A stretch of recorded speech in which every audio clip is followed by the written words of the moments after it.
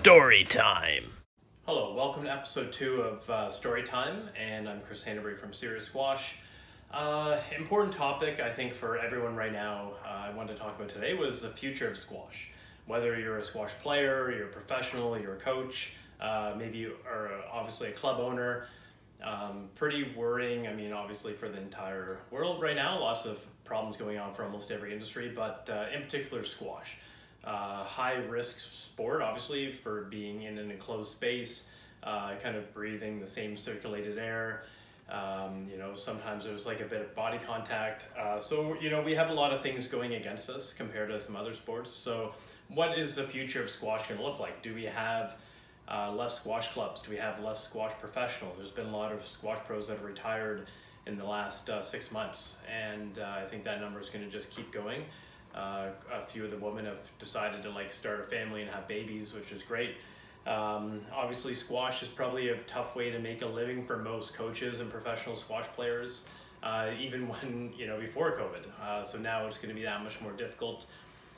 What's going to happen now that, there's going to be a lot of inflation, a lot of problems with money because of everything that's happened around the world. So how is that going to affect people sponsoring tournaments?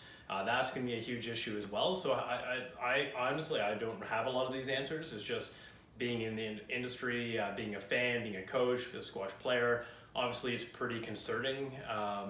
What would my advice be is, I guess right now, obviously you have to always be positive. You always want to be optimistic, but you still always kind of, I guess, have to have a backup plan. Like, I'm 39, I've been in squash since I was, I started playing at 7. My first year coaching, I was about 20 or 21. So, I feel like my jobs are pretty secure, but you don't know. There's vaccines coming. It seems like we're near the end of, hopefully getting close to the end of COVID and maybe returning to normal play next year and some tournaments. But you don't know how well those will be attended. What happens if there's the new strain of COVID or the next, COVID that, hopefully, God forbid, down the road. So I guess right now, obviously, you just have a lot of time to do different things, and really most of the information I have is about squash, some stuff about training. If you've looked on some of my social media, you'll see I've been working on a workbook for sports psych. So trying to diversify, but it's still all kind of around squash, that industry. I think that's what I'd recommend to other people, whether you're inspiring or current squash professional or coach. Obviously you're still hoping and planning for that, but I think it is really smart to just have a plan B, and maybe it's a time to pursue other interests, or I think it's really healthy to have multiple interests, not just one.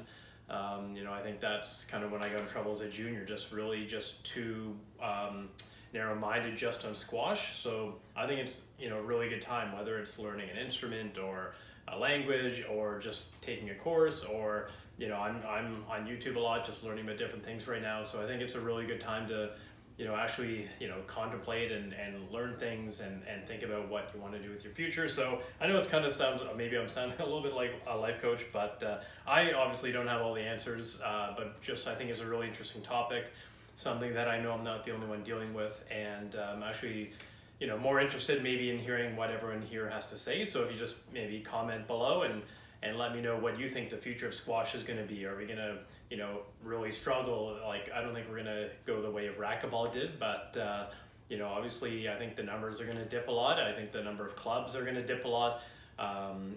Financial viability of having that much space to have a squash club has already been challenging for a lot of clubs and a lot of people. So I don't know if they're going to have to be facilities or multi-sport facilities. We're going to have to see more outdoors types of squash courts. How are tournaments going to work? Can you envision yourself being at a tournament with hundreds of people in the same club? Honestly, I don't really know. Obviously, as a coach, you always want to be positive and optimistic and think that the best is always going to happen. But, it's obviously been almost a year, and, we're not even, close to being back normal. So, you do have to kind of be a little bit realistic and at least think a little bit about other things that you might like and might be good at. And, hopefully it doesn't come to that, but I think that's just a smart thing to do. But I'm not obviously getting out of squash anytime soon, no matter what happens. I'll always, be around squash and be playing squash or coaching squash to some extent.